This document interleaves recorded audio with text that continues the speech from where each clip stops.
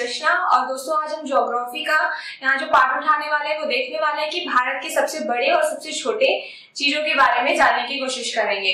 सर्वप्रथम जो टॉपिक है वो भारत में सर्वोच्च या फिर प्रथम से रिलेटेड है, यानी सबसे प्रथम कौन सा है और सबसे सर्वोच्च कौन सा है। स्टार्ट करते हैं फर्स्ट ऑफ ऑल पहले क्वेश्चन से, भारत का सर्वोच्च सम्मान क्या है। तो याद रखिए, इसे याद कैसे रखेंगे, भारत का सर्वोच्च जो सम्मान है वो भारत के नाम से रिलेट होगा, भारत रत्न। सेकंड देखते हैं, भारत का जो सर्वोच्च सैन्य सम्मान है, याद रखिएगा जो सैन्य सम्मान है वो दो पार्ट में बटा हुआ है, एक तो युद्ध काल के अकॉर्डिंग और दूसरा शांति काल के अकॉर्डिंग। युद्ध काल के अकॉर्डिंग जो सम्मान दिया जाता है वो है परमवीर चक्र। आप सभी जानते होंगे कि परमवीर चक्र जो है वो युद्ध काल के लिए दिया जाता है। इसके बाद है शांति काल के लिए, तो याद रखिएगा शांति काल के लिए है अशोक चक्र से रिलेटेड है। अब हम देखते हैं कि भारत की सबसे ऊंची चोटी कौन सी है। याद रखिए दोस्तों, इससे पहले हम लोगों ने पर्वत के बारे में पढ़ चुके हैं, तो उसमें सबसे ऊंची चोटी मैंने बताया है कहाँ पर है, ये K2 है और इसका दूसरा नाम है गाडविन आस्ट्रीन, याद रखिएगा। और इसके बाद हम देखते हैं कि सबसे ऊंचा झरना मतलब जलप्रपात से रिलेटेड होता है, तो सबसे ऊंचा झरना आपसे पूछा जाएगा तो वो है जोग। इसका दूसरा नाम है गरसोप्पा, जो कि कहाँ पर है, कर्नाटक में है। इसके बाद है सबसे बड़ा झरना की अगर बात की जाए जिस जलप्रपात कहा जाता है, तो याद रखिएगा वो चित्रकूट है और ये बस्तर में पड़ता है। और बस्तर कहाँ पड़ता है, छत्तीसगढ़ के अंदर। इसके बाद देखते हैं कि सबसे ऊंचा बांध, इस सबसे ऊंची बांध की अगर बात की जाए तो ये है टिहरी बांध, और ये कौन सी नदी पे बना हुआ है, याद रखिएगा भागीरथी और बिलांगना नदी, ये दोनों पे मिलके बनी हुई है और ये कहाँ पर पड़ती है, उत्तरांचल पे पड़ती है। सबसे ऊंचा बांध अगर कहा जाए ऊंचाई के अकॉर्डिंग, हाइट के अकॉर्डिंग, तो याद रखिएगा कि हीराकुंड बांध सबसे ऊंचा बांध है और ये कहाँ पे पड़ता है, उड़ीसा में। और कौन सी नदी पे पड़ता है, याद रखिएगा कि महानदी पे। महानदी का जो उद्गम है वो रायपुर से है। और बाद हम देखते हैं कि सबसे लंबा बांध कौन सा है। याद रखिएगा कि हाइट के अकॉर्डिंग सबसे जो लंबा बांध है वो है हीराकुंड बांध, और ये कहाँ पर है, याद रखिएगा उड़ीसा में है। और कौन सी नदी पे बना हुआ है, महानदी पे। महानदी का जो उद्गम है वो रायपुर से है और छत्तीसगढ़ से होते हुए ये उड़ीसा में बहती है। तो याद रखिएगा कि कहाँ कौन सी नदी पे है, महानदी पे और हीराकुंड बांध के नाम से। सबसे लंबी नदी, हम सभी जानते हैं कि सबसे लंबी नदी कौन सी है, गंगा नदी है। इसके बाद सबसे अधिक वन क्षेत्र वाला राज्य, याद रखिएगा कि एमपी सबसे अधिक वन क्षेत्र वाला राज्य है। ये पूरे इंडिया में बीचों बीच में पड़ता है, तो आप ऐसे ही भी इसे याद रख सकते हैं। और सबसे लंबी तट रेखा वाला अगर राज्य पूछा जाए तो वो है गुजरात। तट रेखा मतलब जो तट के किनारे जो पड़ती है उसे कहा जाता है तट रेखा वाला राज्य, और ये कौन सा है सबसे लंबा, गुजरात है। सबसे बड़ी झील अगर आपसे पूछी जाए तो याद रखिएगा ये चिल्का झील है और ये उड़ीसा में ही पड़ता है। देखिए उड़ीसा में दो चीज आ गया, एक तो सबसे लंबा बांध आ गया जो कि हीराकुंड है, वो भी उड़ीसा में ही है, और दूसरा सबसे बड़ा झील ये भी कहाँ पर है, उड़ीसा में है, और इसका क्या नाम है, चिल्का झील। चिल्का झील है ये खारे पानी का एक झील है, याद रखिएगा। इसके बाद हम पढ़ते हैं मीठे पानी की सबसे बड़ी झील के बारे में, तो वो याद रखिएगा कि ये कहाँ पर है, जम्मू और कश्मीर में, और उसका नाम क्या है, वूलर।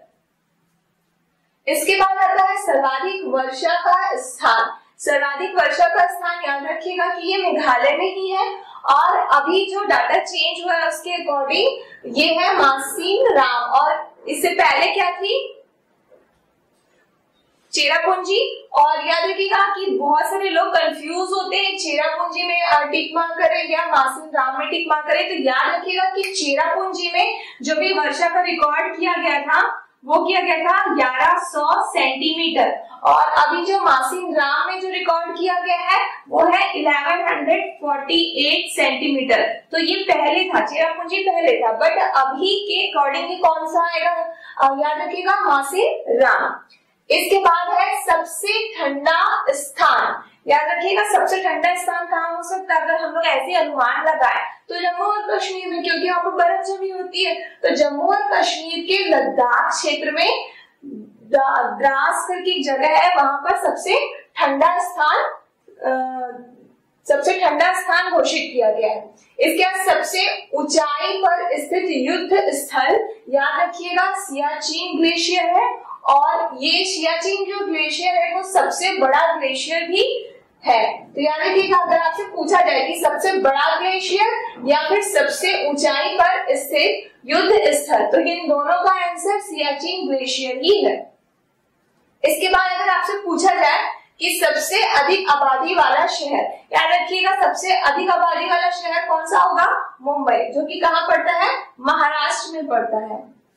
इसके बाद है सबसे बड़ा गलियारा। गलियारा अगर आपसे पूछा जाए तो ये रामेश्वरम में है। रामेश्वरम में कहा, रामेश्वर कहाँ पड़ता है, तमिलनाडु में, और रामेश्वरम में कहाँ पर, रामेश्वर मंदिर पे।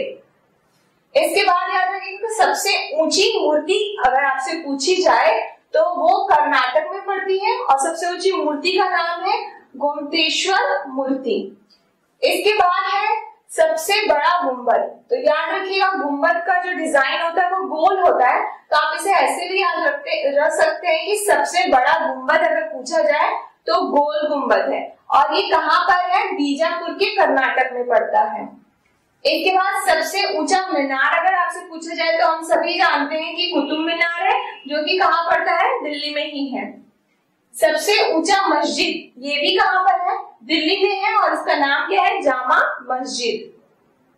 सबसे ऊंचा दरवाजा याद रखिएगा कि बुलंद दरवाजा, बुलंद मतलब ये बहुत बड़ा होता है, तो आप ऐसे भी याद रख सकते हैं कि बुलंद दरवाजा ये कहाँ है, फतेहपुर सीकरी में है, और इसे किसने बनवाया था, याद रखिएगा आगरा में अकबर द्वारा बनवाया गया था।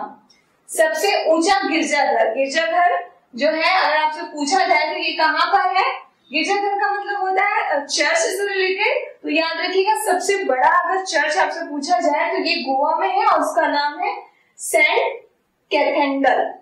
दोस्तों इसके बाद हम देखते हैं सबसे लंबा रेलवे प्लेटफॉर्म। तो याद रखिएगा सबसे लंबा रेलवे प्लेटफॉर्म कहाँ पर है, गोरखपुर में, और गोरखपुर कहाँ पड़ता है, यूपी यानी उत्तर प्रदेश में पड़ता है।